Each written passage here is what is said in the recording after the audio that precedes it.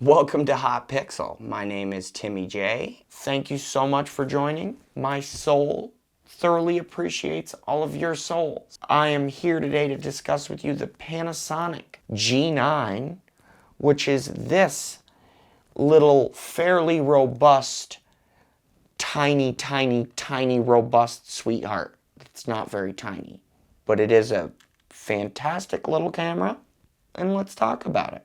Fair enough.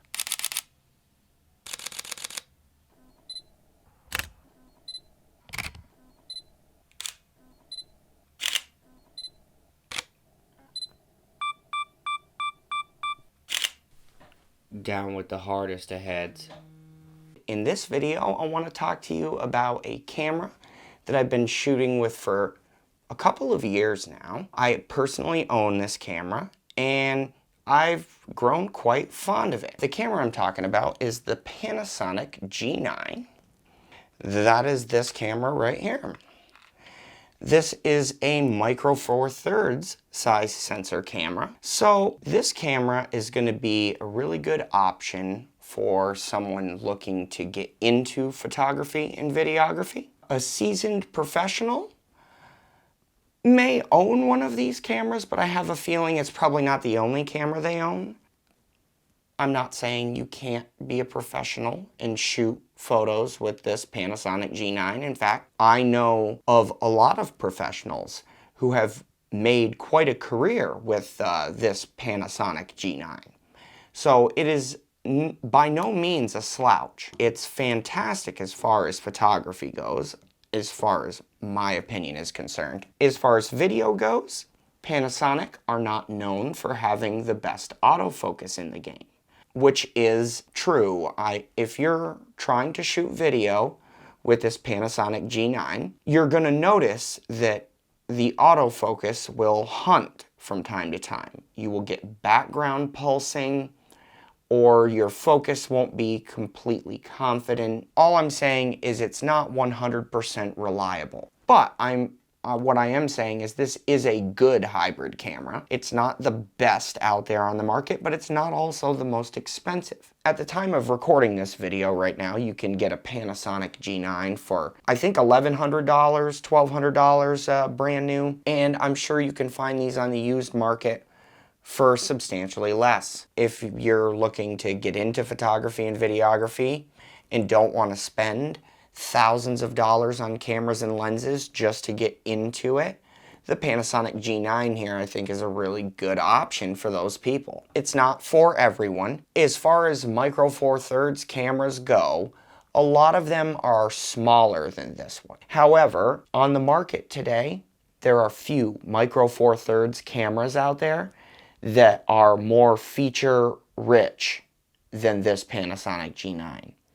So this Panasonic G9 here is a 20.3 megapixel micro four thirds size censored camera. And this camera over here is what I would say is Panasonic's more photography geared hybrid camera, if that makes any sense. You have the Panasonic GH5 and GH5S, more dedicated video style cameras that can also take photos. And then you have the Panasonic G9, which is more of a photography first camera that can also shoot video. But I've taken a lot of time shooting video with this Panasonic G9, and it's impressive. Like I said, I use manual focus when I shoot video on Panasonic cameras. And with manual focus, I really get fantastic results with this micro four thirds. So yeah, Panasonic micro four thirds cameras, this G9 in particular, are a really good option. They're not super expensive. Like if you look at, say, your entry-level full frame cameras from a lot of companies nowadays, they're around the same price point as this Panasonic G9. So essentially you've got the bottom of the full frame totem pole meets the top of the micro four thirds totem pole, if you will. I don't know if that makes much sense, but as far as micro four thirds cameras go, this is one of the better on the market that you can buy. really, I think it's very good. I don't personally care to shoot portraits with Micro Four Thirds cameras. I'm a bit of a bokeh junkie, and I'm not gonna lie, when I'm shooting portraits, I really want my subject to be very isolated and very much in focus, while the background is very much out of focus.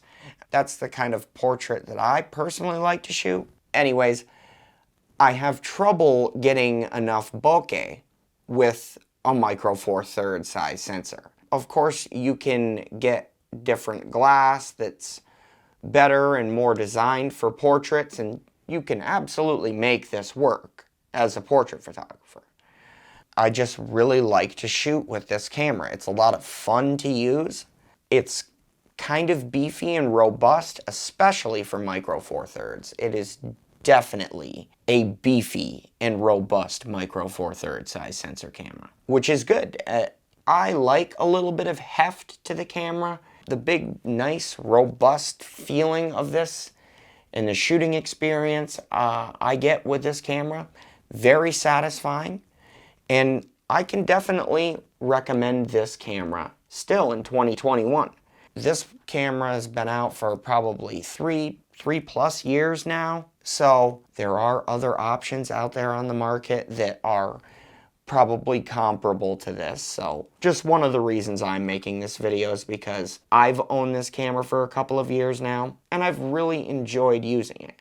I've had so much fun shooting photos and videos with the Panasonic G9. So it's kind of dug itself a little place in my heart.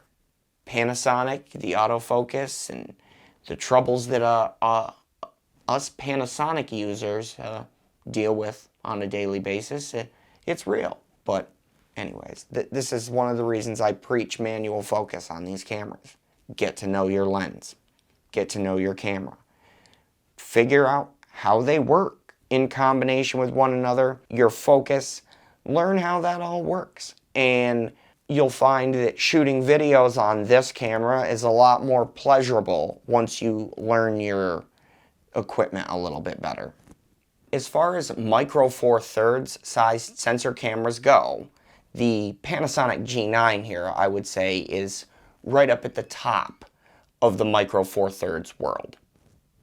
It's a really good option, and I've shot pretty extensively with this camera, so I can confidently recommend it, especially to somebody getting into photography and videography. Again, like I said, if you're a seasoned professional, you may own a Panasonic G9 and shoot with it, and I do know professionals that have made a full career using a Panasonic G9 in their workflow and have gotten fantastic results. I really respect quite a few photographers that are Panasonic Micro Four Thirds dedicated shooters. Some of their photographs are amazing.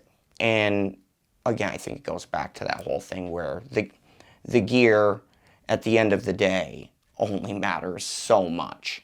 You know, it takes some skill in crafting to make fantastic images, and you know, you can absolutely make fantastic images with a Panasonic G9.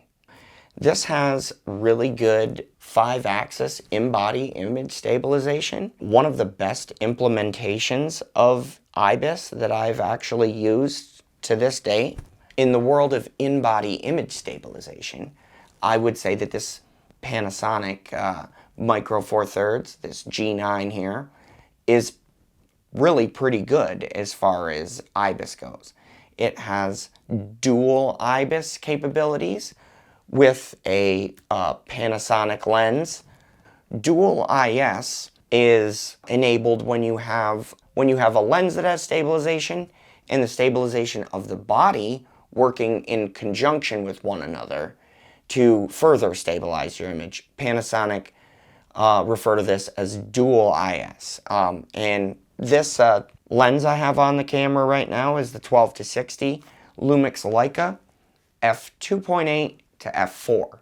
And it is a super sharp lens, really good lens. This is kind of a all-around sort of one and done lens. It's a 12 to 60 millimeter lens on micro four thirds, which is the full frame equivalent of 24 to 120 millimeters on a full frame.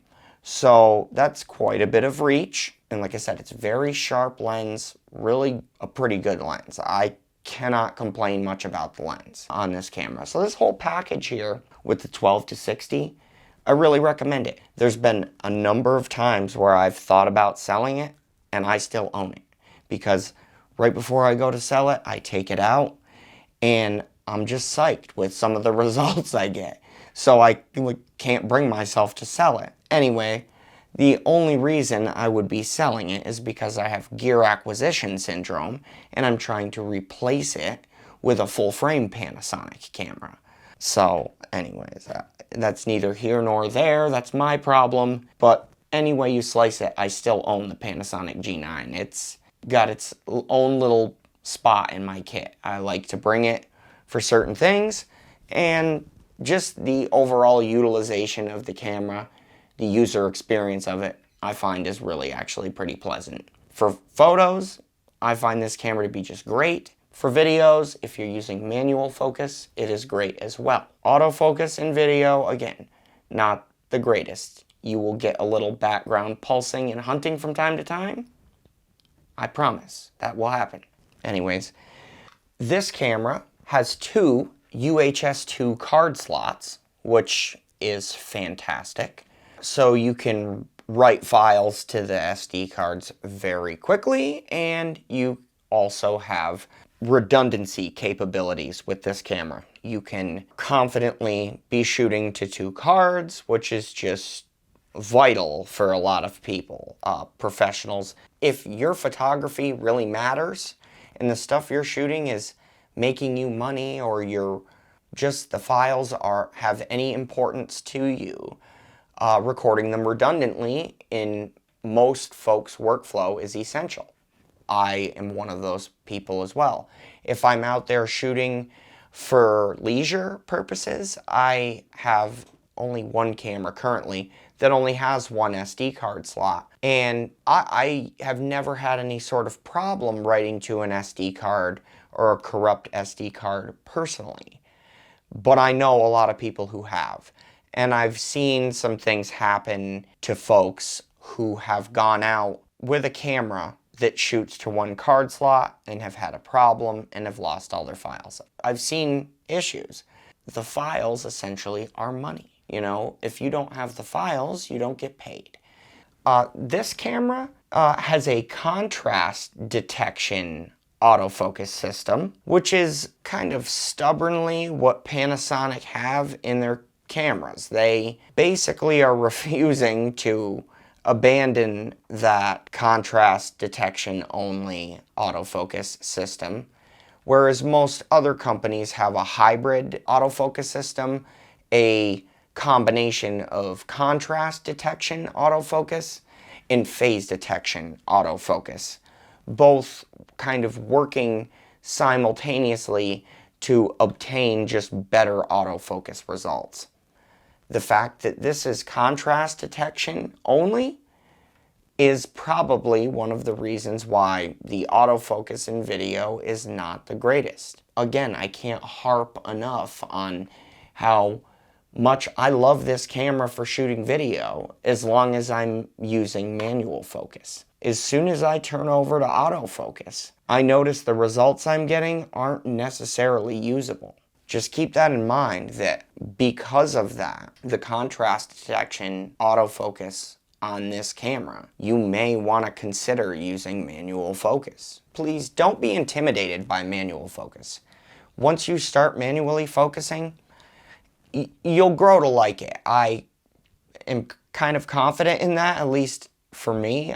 That's how I was. I was stubbornly sticking to autofocus only and finding I was missing some photographs here and there. Once I started shooting more manual focus, photographs and video, learning my lens, learning my camera, my results just immediately got much better. And I'm pretty confident that the same will happen to you.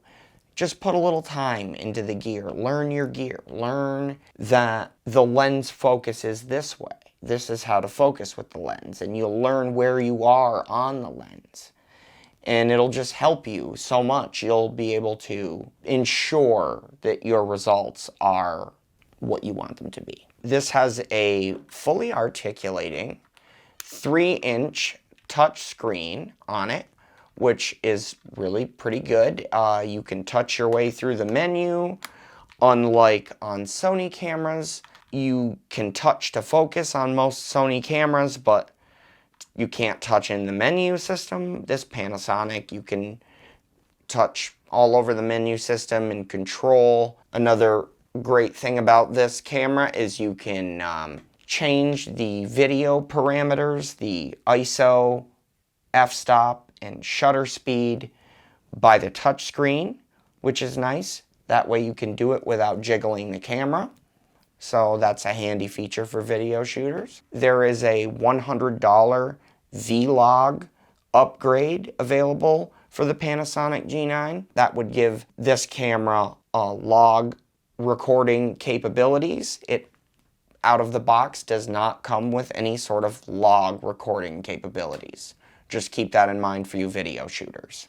Wi-Fi and Bluetooth on this camera, and this camera works with Panasonic's image app, which, as far as any camera manufacturer's image app on smartphones, I think the Panasonic have done the best job of any of the image apps out there. You can really control the camera from a smartphone and link to the smartphone, share the images and video very easily. The Panasonic image app is a very good one as far as smartphone camera apps go.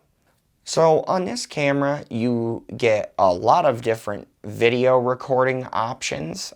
There are MP4, HEVC, or MOV file recording options, as well as another one that I don't care about and no one ever uses, the fact of the matter. But MP4, HEVC, or MOV files, personally, I shoot standard MP4, 4K 24, 4K 30 on this, and really just like the results. It's pretty solid camera.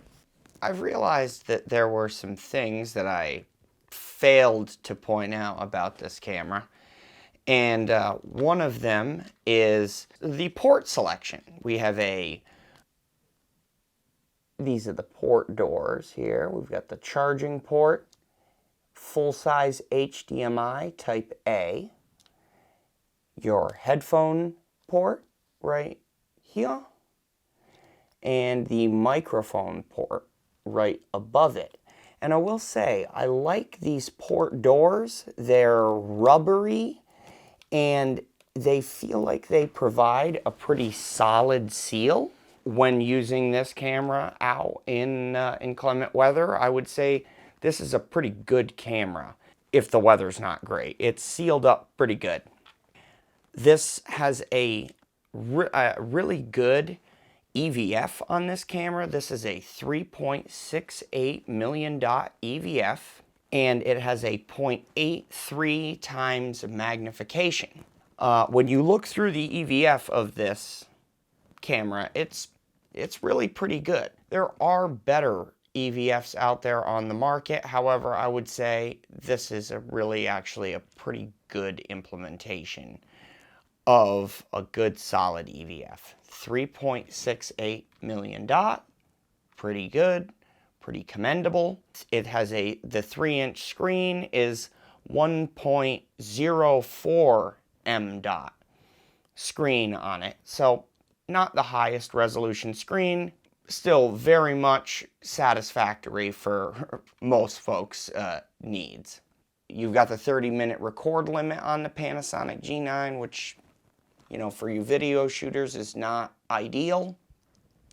I'd just like to mention this camera comes with an external charger for the battery, which I appreciate, because if you're anything like me, you don't want to be passing unneeded electrical current across the circuitry of your camera to charge the battery in camera. It's just a better practice to be charging your batteries outside of the camera on an external charger. I appreciate that Panasonic have provided one for free with this camera. I would say another thing about this camera, if you are interested in taking photos and video in low light scenarios, this is not the camera. Don't get a Panasonic G9. In fact, I would steer you clear from any micro 4/3 sized sensor cameras, and you're probably going to be looking into something a little more like a full frame camera and sensor combo for low light shooting. So this camera here takes the DMW BLF19 rechargeable lithium ion battery here, which is this guy, this little Panasonic guy. Hide from the autofocus. You know how that goes when you're shooting on Sony. You gotta hide your soul from the autofocus, or it will hunt you down like... No, the Sony autofocus is pretty sticky. IAF works really well, I find. I'm shooting with it right now, and if you watch and I try and show something like this battery here and leave any part of my eye showing, it is just not gonna focus on that battery. You have to actually cover the eye up, and you'll see that the camera's pulled focus, and we will get the camera to pull focus back. Boom, that's Sony for you. We're not talking about Sony, we're talking about Panasonic, which again, like I said, with this camera here, autofocus, not fantastic. It is not great. I don't really think that it's comparable in autofocus to some of the Sony cameras out there, and some of even the Canon cameras that I've used, newer Canon cameras, they have fantastic autofocus as well. Panasonic, they're just not up there on that list. Another thing I really like about this camera is the fact that it's got this top screen on here where you can see all the camera setting parameters. Looking from the top down at the camera, just quick glance, here's what my aperture, ISO, and shutter speed are by looking at this little screen. Not that many cameras these days have this, but I appreciate it. It's pretty useful for me. You can also see your exposure and whether you're over or underexposed, and handy little thing to have.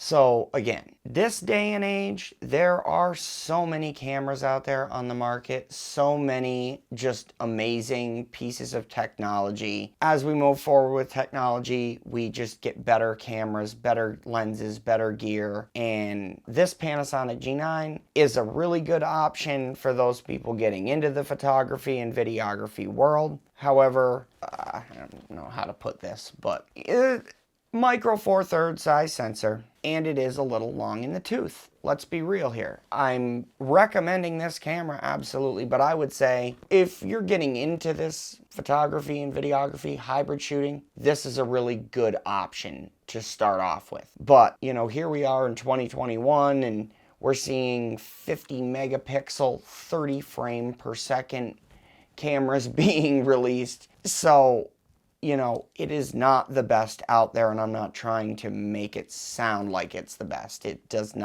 not the best low light performing camera, and it doesn't autofocus the best at all with Panasonic's contrast only autofocus system. Yeah, this camera is not the greatest performer in low light. It's just not. Micro 4/3 size sensors are smaller than full frame sensors, thus you can't get as much light. It's physically impossible to get the amount of light that's hitting a full frame sensor to hit a micro 4/3 size sensor. There's just not enough sensor there. The bigger the sensor, the better performance in low light in theory. And in general practice, you will notice that to be true. Again, low light photography, this is not your camera, but for a lot of basic general photography and videography, you're just getting started, or you have an older camera and you want to upgrade, Panasonic G9, good option. Again, it's a little long in the tooth, so there are other options out there. I like this camera, and for $1,100, just the camera. Lens choices for micro 4/3, there's a lot of lenses out there on the market, and a lot of them are reasonably priced. So that is why I feel like this is a really good option still for somebody getting into this, is because the body's going to set you back a little more than $1,000. Spend a little $300-400, get yourself some glass, and you can be off to the races for $1,500, you know, which is pretty good. $1,500 isn't going to cover half of the cost of the camera body. And that's not even considering the lenses. Some of the full frame lenses, I mean, we're talking $2,000 for a lens. A G Master lens or something, that's a lot of money altogether. You're talking $5,000 there. Whereas you could spend $2,000 and get pretty comparable performance on a Micro Four Thirds, you know, for a lot less money. Is it going to be as good? No, probably not. But it will be probably sufficient. I think you grow to love. I've grown to love this camera. And here we are in 2021. I've had this for 3 years now, pretty much, and I still have it. I haven't sold it. I haven't upgraded. I can't really complain too much about the Panasonic G9. Yeah, like I said, it's dug itself a little place in my heart, and I can't part with it. Thank you so much for watching today's video. This is Timmy J at Hot Pixel, and I'll be back at you with another one as soon as possible. Please like, comment, and subscribe. Got some more content coming up here. We got an X-T4 video, a Sony a7S III video. There's some 5 tips to improve your hybrid shooting video. I've got a video coming up on bokeh. A lot of good stuff coming up, so subscribe. Please subscribe, like, and comment. Talk to me. I will respond to your comments. What cameras would you like to see on the channel or a review about? What cameras would you like more information on? So my soul is thoroughly appreciative of all of your souls. We'll see you in the next video coming soon. I hope you enjoy the rest of your day. Fair enough.